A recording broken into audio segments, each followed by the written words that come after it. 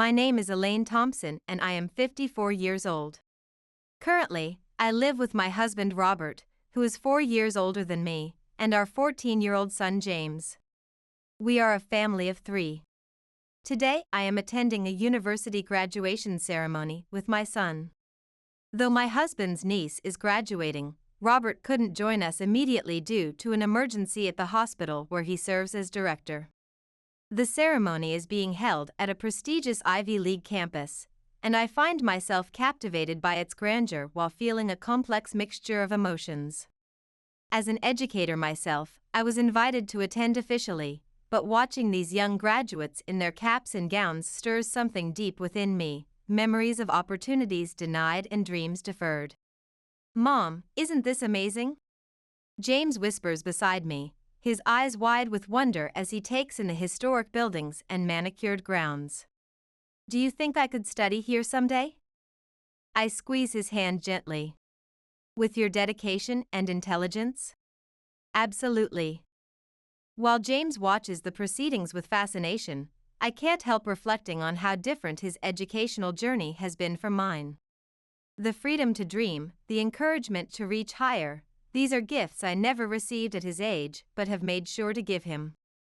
After the ceremony concludes, we make our way to the reception area. The space is filled with proud families, excited graduates, and faculty members in academic regalia. I'm searching for Robert's niece to offer congratulations when I hear an unpleasant voice behind me. "Oh, look at that defective item. Why are you here?" The words hit me like a physical blow, familiar in their cruelty even after all these years. "Mom, what does she mean by that?" James looks confused and concerned. "It's true, why is there a defective item here? We didn't invite them, did we?" Another voice joins in, deliberately loud enough for me to hear. I feel as if disdainful words are being exchanged around me, and they seem to be talking loudly on purpose. This is not just gossip, it is overtly offensive. However, no one addresses me directly. I don't want to associate with such rude people, especially not with my son present, so I quickly guide James away from the area. "Wait, you ugly thing. You can hear me, can't you?" I feel someone call out from behind, but I ignore it. My name is not "you ugly thing." As I walked firmly across the reception hall, the sound of hurried footsteps behind me startles me. They should have given up since I was ignoring them. Why would they embarrass themselves with such behavior at a dignified event like this? While I was pondering this, someone suddenly grabs my arm. It appears that they had run after me. The grip on my arm is so tight that it's painful. "Stop. Wait a minute. I'm telling you to stop." The woman shouts breathlessly. I turn around, placing myself between this person and James, and firmly shake off her arm. She seems not to expect such a reaction and staggers back with an exaggerated outcry. I feel that her frail behavior is pointless and theatrical. "Karen, are you okay? Why is this person being so violent?" Another woman rushes over, supporting the first woman while giving me a stern look. Ignorance really is a problem. What's going on? Who might you be?" I ask calmly, though my heart is pounding. "Huh? Who might I be? Have you forgotten about me?" The woman named Karen looks incredulous. "Yes, it seems you are very self-centered and rude," the older woman adds. "Have we met before?" As I ask this, Karen raises her eyebrows in astonishment. "What are you talking about? Do you think you have the right to act like this? You with just a high school diploma." Her words are dripping with contempt. "If you say you've forgotten, I'll refresh your memory. I'm your sister Karen. Hearing the name must jog your unfortunate mind, right? And this is our mother. Can you really say you've forgotten your own mother?" "Ah, yes," I reply softly. Maybe there were people by those names in my past. I shake my head slightly. It's a waste of time to engage in serious dialogue with these people, especially with James watching. Dissatisfied with my response, the two women show even more anger. At that moment, two men hurry over. "What's going on here?" "We could hear voices all the way across the room," one of them says. "Karen, are you done preparing?" "Oh, you're still in your regular clothes." "You better hurry and change," the other man, who appears to be older, addresses my sister. "Dad." "Mark. This suspicious person has sneaked into our celebration. Please remove her immediately." Karen points at me while shouting.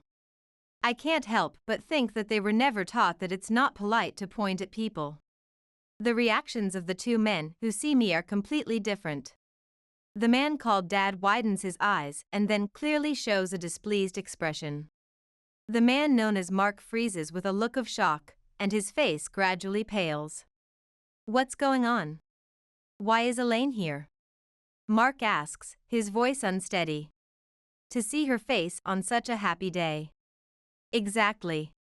She must have slipped in by mistake. It's unbearable." "Hey, call security quickly," Karen demands. "Wait a minute. What are you saying? Be careful with your words about this person."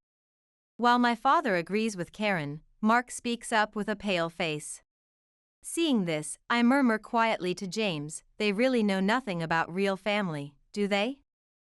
My remark goes unnoticed by those around me, but James squeezes my hand in solidarity. "Mom. There you are. Sorry I'm late." A new voice joins our uncomfortable gathering. It's Robert, my husband, who has finally arrived after handling his emergency at the hospital. All eyes turn to Robert, who seems slightly surprised by the tension in the air. "Sorry, I was on my way to congratulate Melissa, but got tangled up with some unexpected people." I say this with a wry smile and move closer to Robert. James follows, clearly relieved by his father's arrival. Robert looks around and murmurs briefly, "Ah." He seems to grasp the situation immediately. His insight is indeed remarkable after all our years together. Karen had been momentarily captivated by the sudden appearance of Robert, but when I stand next to him with James, her expression changes drastically, and she glares at me sharply. My parents still do not fully understand the situation and show confused expressions. Mark is visibly flustered. He is the first to speak. Dr. Thompson, I apologize. My wife said something inappropriate. I really am sorry to your wife, too." His tone is deferential, recognizing Robert's professional standing. "Come on, Karen, apologize too." "Why should I apologize? They are the ones who should be apologizing." Karen points at me again as she speaks. This disrespectful person intruded on our daughter's important graduation. I don't know how this happened, but this woman is a disgrace to our family. We should have cut ties with her long ago and never met again. "Wait, family?" Robert looks surprised and glances back and forth between Karen and me, understanding dawning on his face. Just then, my parents intervene. "Oh dear, Mark, I'm truly sorry. We have a problematic eldest daughter." My mother's voice is sickeningly sweet.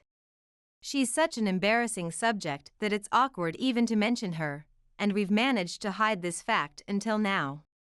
In truth, we kicked her out of the house over 9 years ago," my father adds. "How did she even find out about our celebration? What does she intend to do by coming here uninvited? Surely she isn't planning to ruin the day, is she?"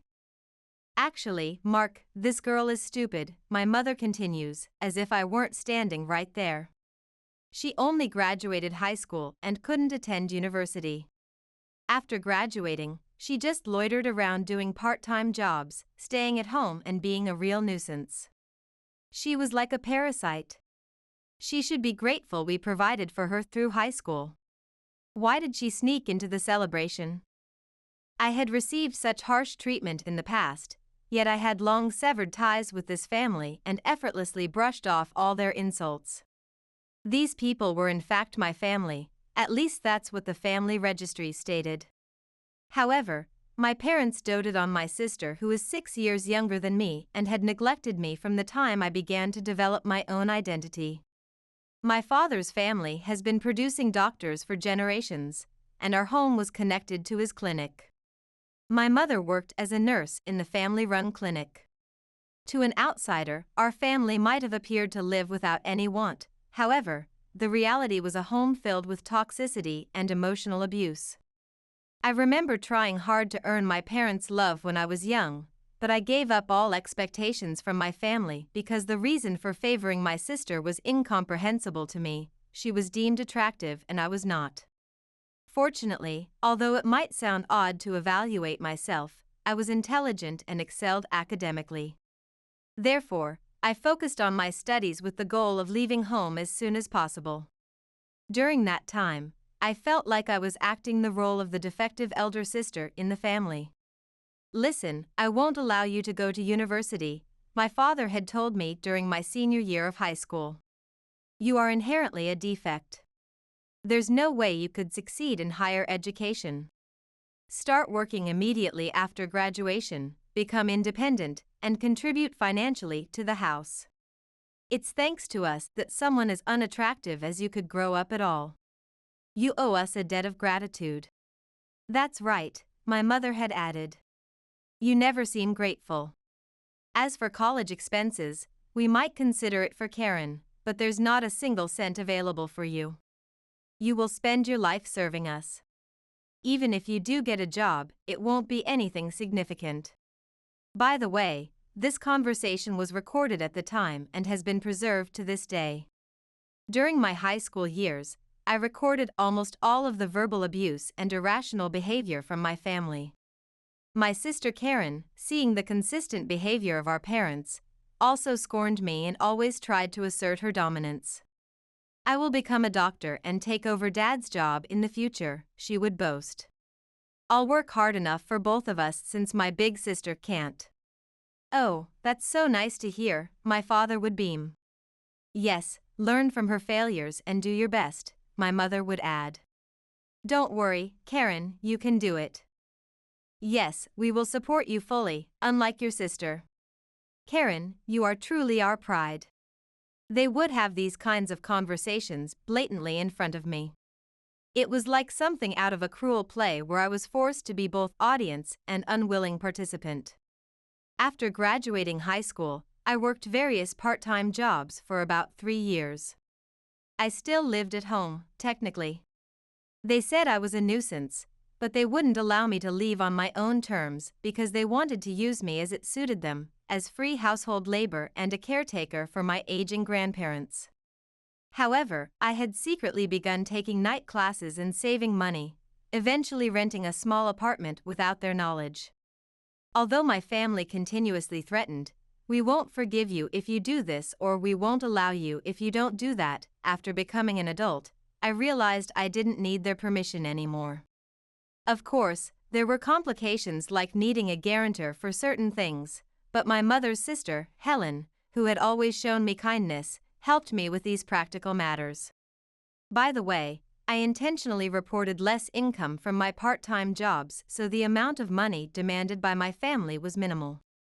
Additionally, I began investing small amounts and gradually increased my savings.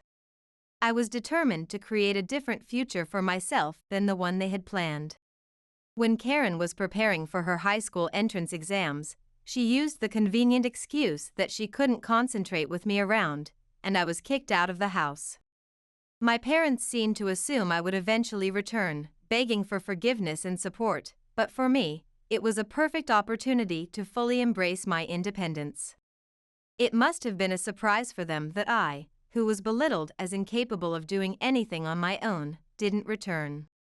However, that soon became irrelevant to them. As far as my parents were concerned, having Karen was enough. Their golden child would fulfill all their dreams. 9 years have passed since then.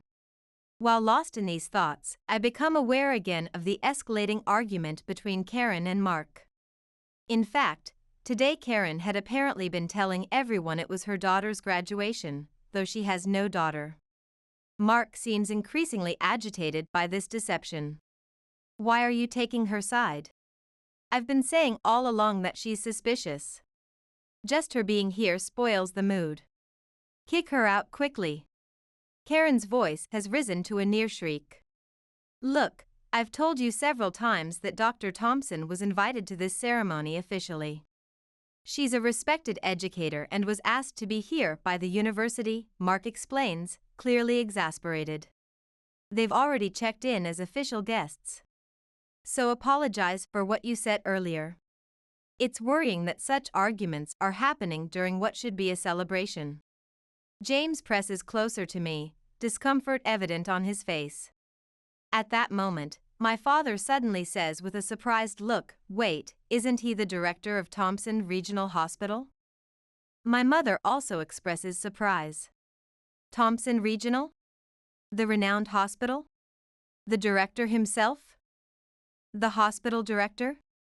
Karen echoes their surprise, her voice tinged with disbelief. Amid these stares, Robert introduces himself with professional courtesy. Nice to meet you. I'm Robert Thompson, this is my wife Elaine, and our son James.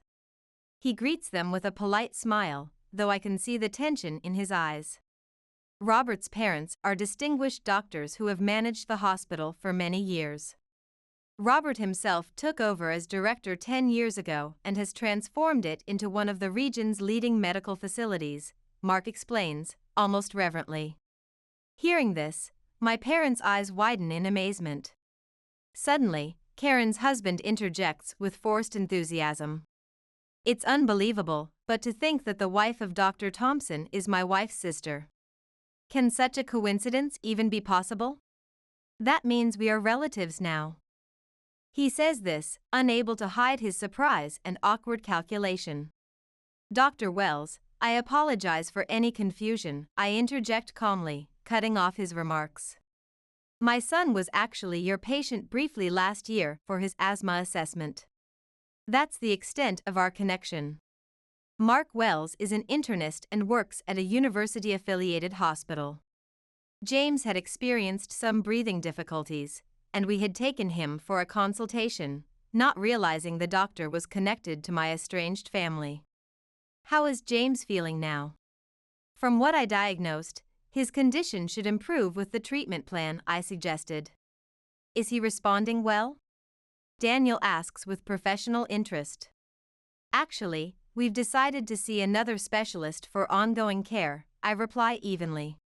It seemed more appropriate given the circumstances. It's clear that Mark is surprised by my response. It seemed that he was attempting to treat James as a special case, perhaps to establish a professional connection with Robert, but I was uncomfortable with the idea of my child being used in such a calculated way. Therefore, I gently declined his offer with a smile. Suddenly, a mocking laugh echoes through the air. Why are you behaving like that? Karen sneers. Are you trying to compensate for being just a high school graduate by marrying a doctor? Are you stupid? Marrying the director of a large hospital doesn't elevate your own worth. Your education remains the same, and your thinking is too shallow. You really have a child? Poor kid, having you for a mother. Karen. Please stop. Mark implores. We're family. Why do you keep saying such things? However, my sister glares at his words. She seems unshakable in her righteousness, her face contorted with resentment. Suddenly Robert speaks to me quietly, Elaine, are they really your family? He asks with concern, his hand protectively on James's shoulder. No, I reply firmly. These people can no longer be called family. A real family wouldn't suddenly scold you for no reason, refuse to feed you just because you spilled a little food, or give you second-hand clothes found in a dumpster while laughing as they compare them to the high-end brands they give to my sister. I continue, my voice steady, they wouldn't throw away my study materials claiming you're too stupid to need them or soak my textbooks with water to make them unusable. So no, they are not my family anymore. Robert nods, adding, true. A real family wouldn't strip you naked in the winter cold for not lending a book to your sister, or lock you in a hot shed in the summer. His knowledge of my past pains comes from years of late-night conversations as I gradually shared my history with him. They wouldn't silently sell your belongings or tell you directly that you're expected to labor for a lifetime, I say. People in our town noticed the clinic's unfair treatment of the siblings, suspecting abuse. They don't want to take their children there anymore. It's actually surprising that no one reported it when we were children. Now, despite their business suffering, they failed to realize that they are the cause of it, Robert concludes. This shows just how severe the situation truly was. During our calm exchange, when the cruel acts of my past were revealed, Mark looks shocked. My parents are equally stunned to find out I know their clinic is struggling financially. Since I had left home, this information was unearthed by Robert's family, who deeply sympathized with the hardships I endured and felt even more outraged than I did. Robert also harbored similar feelings, and they had been monitoring my parents' clinic, perhaps out of concern for other potential victims. Stop it. Stop lying. We didn't do any of that. It's your fault for being a failure. Karen vehemently protests, her face flushing with anger. Mark, don't believe a word she says. I think to myself that none of this would have happened if she had simply ignored me and walked away earlier. The graduation celebration would have continued peacefully. No, but actually it's you who are lying, Mark retorts, surprising everyone with his firmness. Me? Lying about what? Karen responds in disbelief, her voice rising. That Mrs. Thompson only graduated high school, Mark says, his gaze steady. She holds not just a college degree, but a master's in education. She's the principal of Windsor Academy and has developed award-winning programs for at-risk youth. Principal? Karen exclaims in shock, staring at me as if seeing something unbelievable. My parents are equally astounded, their expressions frozen in disbelief. Stop lying. She's just a high school graduate. My mother insists, her voice shrill. Are you saying she went to college behind our backs? Without us knowing? Yes, I did attend college, I respond calmly. I was already an adult, and I had no obligation to report my educational pursuits to strangers who are not my family. What are you saying? How can you speak to your parents like that? We didn't give you permission to go to college. My father shouts, his face reddening with indignation. Why would I need your permission? I counter evenly, watching them struggle to maintain their composure. I was 22 years old. They cannot hide their anger as I continue. After high school, I worked various jobs and saved money. I attended night classes while caring for Grandma and Grandpa, though you never noticed. I used those funds to eventually pay for college tuition. There was still so much I wanted to learn and pursue. I take a breath, feeling a strange sense of calm as I finally speak my truth to them directly. Living away from home, I enjoyed my freedom and discovered I was capable of anything. While in college, I started working in educational outreach programs. That's also when I met my husband. Reflecting on this fills me with deep gratitude for the path my life has taken. Meanwhile, Karen is mumbling something, her face pale with shock. I can't believe it.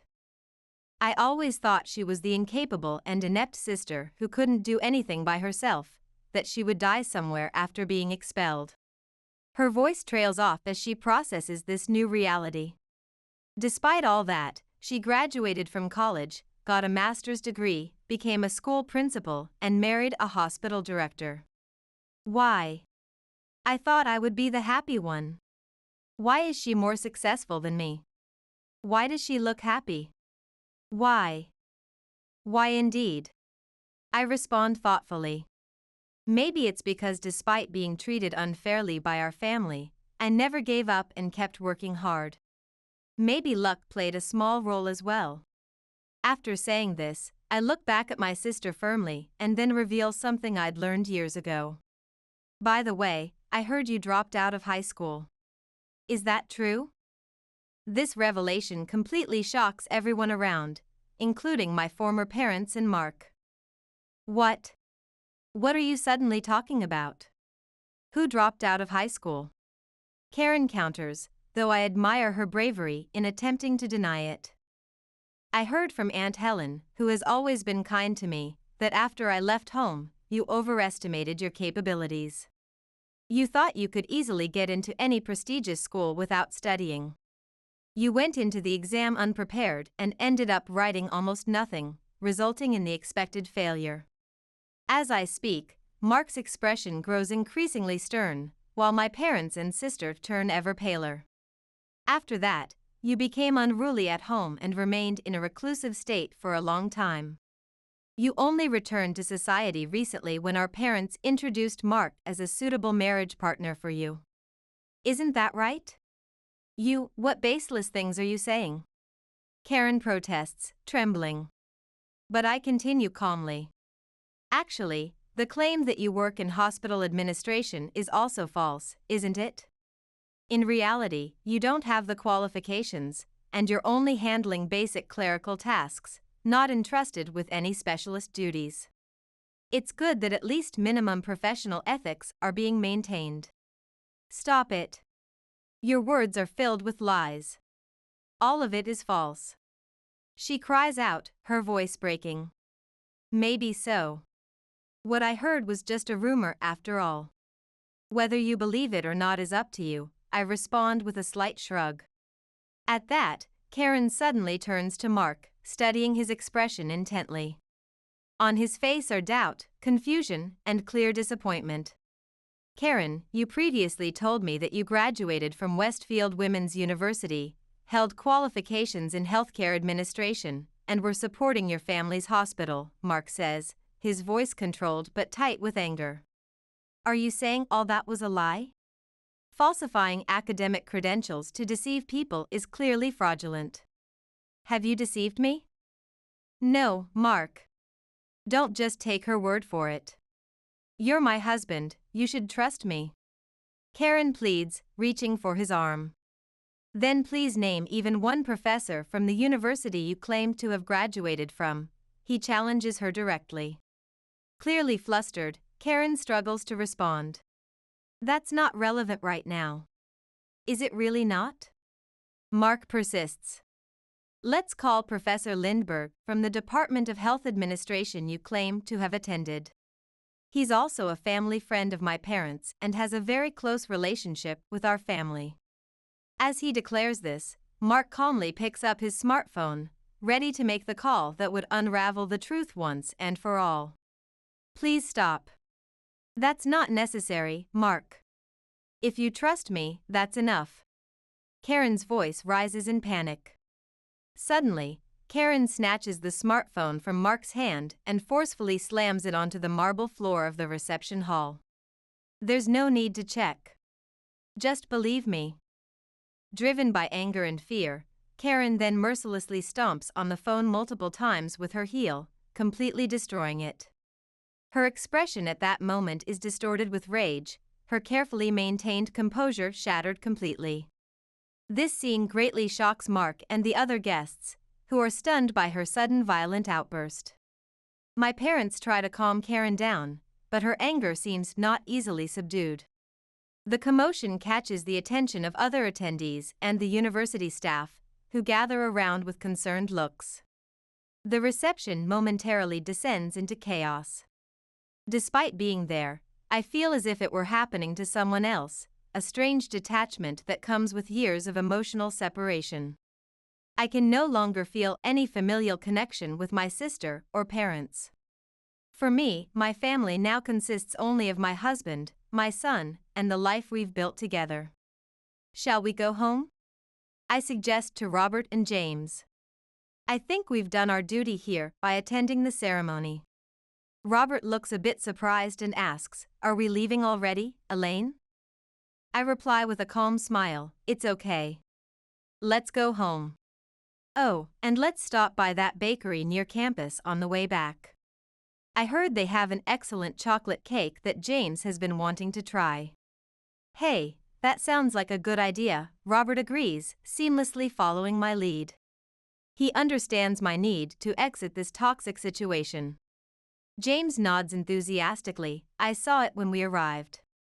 The display looked amazing. We leave the venue with light conversation about desserts and weekend plans, as if the ugly confrontation had never happened. As we walk away, I feel a weight lifting from my shoulders, one I hadn't even realized I was still carrying after all these years.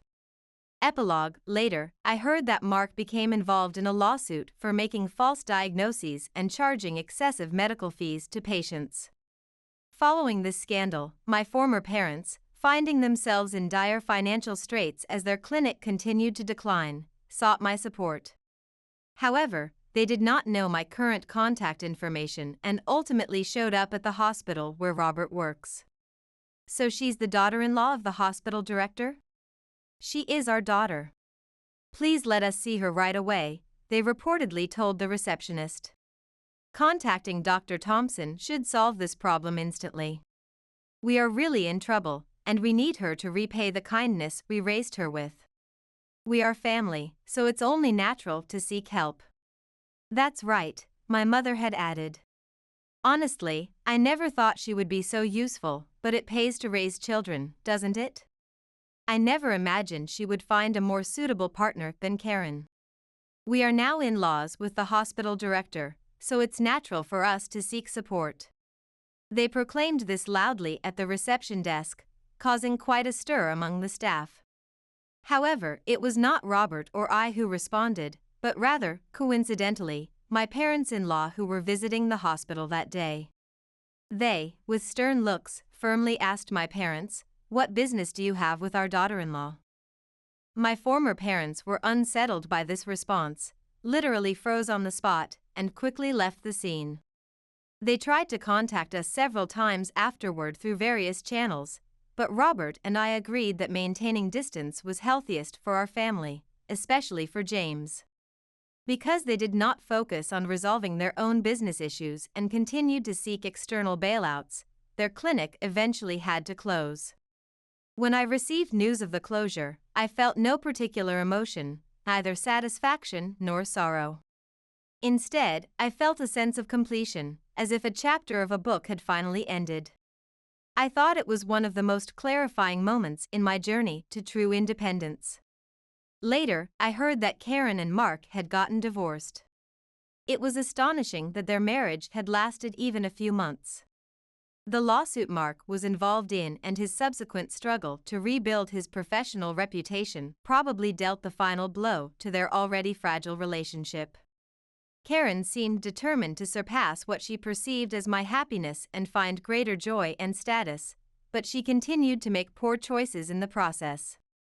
As her first step after the divorce, she secretly started having an affair with a much older married doctor, hoping to find a more advantageous position for herself. However, this affair soon came to light and escalated into a significant issue when the doctor's wife demanded compensation. Desperate, Karen sought help from our parents to resolve the situation, but they quickly disowned her, labeling her a disgrace to the family, using the same words they had once used against me. The irony wasn't lost on me, though I took no pleasure in her downfall. I have no certain information about what happened to Karen afterward, but according to Aunt Helen, Karen's life continued to spiral. Having never completed high school and lacking practical skills, she struggled to find stable employment. Living a life increasingly isolated from mainstream society, she eventually developed health issues related to excessive cosmetic procedures and an addiction to creating a false reality on social media. Meanwhile, as retirement approached, my former parents struggled to find positions as doctors or nurses, but it seems no hospital would accept them due to their long-standing poor reputation in the medical community. This was likely a consequence of years of substandard practice and mistreatment of both patients and staff. Now they are no more than people from my past, and I no longer devote time to thinking about them. My energy is focused on the present and future, my work as an educator, my family, and particularly the students who need additional support to overcome their own challenges. Regarding James, after comprehensive examinations at Robert's Hospital, his asthma has significantly improved with proper medication and management. He's thriving academically and has recently expressed interest in studying medicine like his father, though I've assured him that whatever path he chooses, we'll support him completely. As I finish writing this account of my journey, I realize it might serve a greater purpose than merely documenting my past. Perhaps sharing these experiences could help others who find themselves in similar situations to know they're not alone, that escape is possible, and that creating a life of meaning and joy after abuse is not just a dream but an achievable reality. I will continue to do everything I can to protect my family and to extend that protection to the vulnerable students who come through the doors of my school. The cycle of abuse can be broken, and education, formal or self-taught, remains one of our most powerful tools for transformation.